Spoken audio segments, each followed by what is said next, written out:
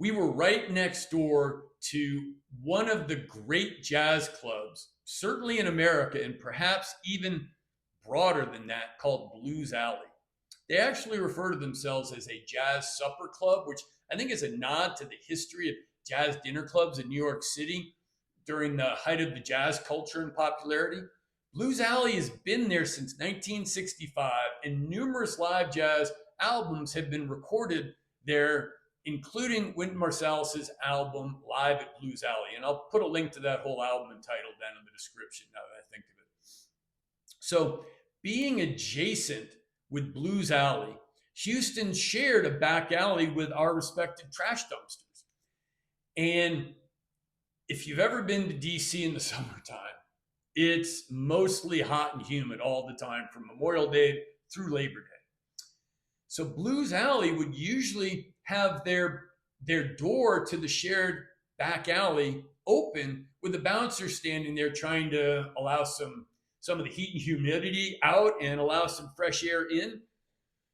So during my year and a half that I bartended at Houston's, the other bartenders smoked, but I didn't. And since they would go take a smoke break out back, since I didn't smoke on long, busy nights, I would take a 5 to 10 minute break when it was my turn. And I'd go out to the shared alley and I'd go stand with the bouncer at the open door of Blues Alley and get a listen to who was playing and just the music and the vibe and the feel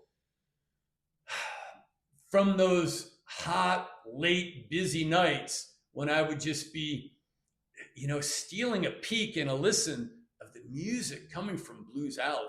I just loved it.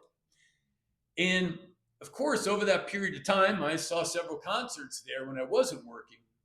But the reason I tell you this story is because it was really a formative experience for me as an audiophile, because Blues Alley became my standard that I was looking to recreate at my home in my listening room.